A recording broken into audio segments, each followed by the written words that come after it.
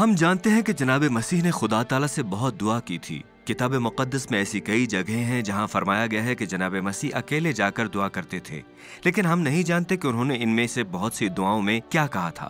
تاہم ایک دعا ہے جو جناب مسیح نے خدا تعالیٰ سے کی تھی اور ہم اس بارے میں جانتے ہیں۔ دراصل یہ رات کے وقت کی گئی دعائیں ہوتی تھیں، وہ بھی ایک باغ میں، اس سے پہلے کہ وہ صلیب پر شہید ہوتے۔ آئیے آج گتسمنی کے باغ کا دورہ کرتے ہیں۔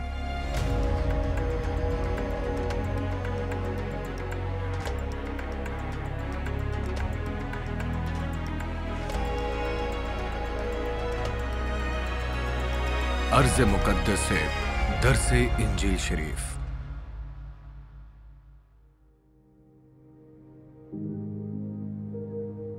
تصور کریں کہ یہ رات کا وقت ہے اور آپ یروشلم کے باہر گتسمنی کے باغ میں موجود ہیں۔ آج چاروں طرف روشنیاں اور گاڑیاں اور لوگ موجود ہیں، لیکن جب جناب مسیح تقریباً 2000 برس قبل باغ میں موجود تھے تو اندھیرا اور تاریک خاموشی ہوتی تھی۔ گتسمنی کا باغ وادی میں کوہ زیتون کی بنیاد پر واقع تھا، جسے وادی درون کہا جاتا ہے۔ باغ یروشلم کے مشرق میں شہر کی دیواروں کے باہر واقع تھا۔ اپنے زیتون کے درختوں کے لیے جانا جانے والا یہ باغ، لہٰذا اس کا نام کوہ زیتون ہوا۔ گتسمنی کا باغ ایک ایسا مقام تھا جہاں زیتون کا تیل بنانے کے لیے زیتون کو نچوڑ لیا جاتا تھا۔ اب آج آپ باغ میں زیتون کے درختوں کو اگتے ہوئے دیکھ سکتے ہیں۔ خیال کیا جاتا ہے کہ ان میں سے کچھ 2000 سال قدیم ہیں اور ممکنہ طور پر چھوٹے درخت تھے جب جناب مسیح اس باغ میں موجود تھے۔ یہ ایک ایسی جگہ تھی جہاں جناب مسیح اکثر دعا کرنے اور خدا تعالیٰ کی حضوری میں رہنے کے لیے آتے تھے۔ ان کی صلیبی شہادت سے قبل کی رات بھی اس سے مختلف نہ تھی۔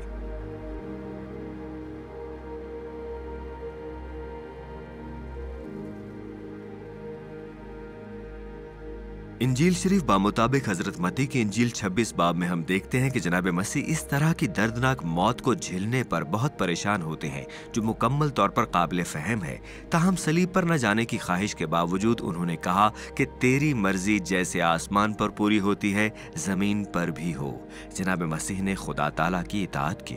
کتاب مقدس فرماتی ہے کہ 3 بار خدا تعالیٰ سے دعا مانگنے کے بعد وہ اپنے حوارئین کے پاس واپس تشریف لے آئے، انہیں سوتا ہوا پایا، انہیں جگایا اور کہا، دیکھو میرا پکڑوانے والا نزدیک آ پہنچا ہے۔ جناب مسیح کو کیسے پتا چلا کہ ہجوم انہیں گرفتار کرنے والا ہے؟ شاید اس لیے کہ وہ پوری وادی کو دیکھ سکتے تھے اور ہجوم کو مشعل کے ساتھ شہر سے باہر آتے ہوئے دیکھ سکتے تھے۔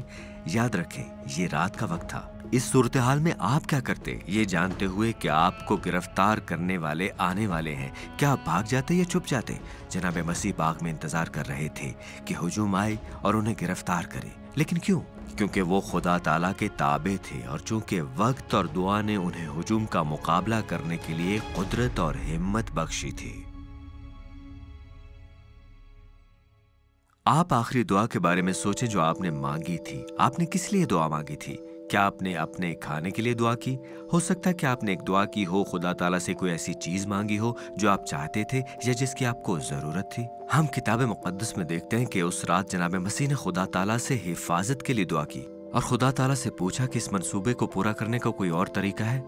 پر جب خدا تعالیٰ نے کہا نہیں، تو جناب مسیح نے اطاعت کی۔ فرما برداری کا مطلب یہ ہے کہ آپ کو کسی دوسرے کی طاقت یا اختیار کے حوالے کر دیا جائے، کسی مقتدر شخص کی اطاعت کی جائے۔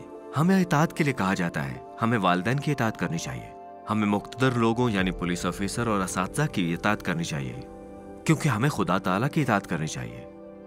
کیا آپ خود کو خدا تعالیٰ کی فرما برداری کرتے ہوئے پاتے ہیں یا آپ ہمیشہ آسان راستے کی تلاش میں ہیں؟ فرما داری کے بارے میں کیا خیال ہے جب آپ نہ بھی چاہتے ہو کہ ایسا کریں، یا جب آپ سوچیں کہ آپ ایک بہتر راستہ جانتے ہیں؟ جناب مسیح نے باہر نکلنے کا آسان راستہ نہیں لیا، انہوں نے بھاگنے کی کوشش نہیں کی۔ مشکلات ہونے کے باوجود بھی انہوں نے اطاعت کی۔ وہ ہم سے اتنی محبت کرتے تھے کہ انہوں نے آپ کے اور میرے لیے مصلوب ہونے کے لیے خود کو قربان کر دیا۔ ہم سب کو جناب مسیح کی طرح بننا چاہیے، ہم سب کو خدا تعالیٰ کے تابع ہونا چاہیے، یہ مشکل ہی کیوں نہ ہو۔ نہ میری مرضی نہ آپ کی مرضی، بلکہ خدا تعالیٰ کی مرضی پوری ہو۔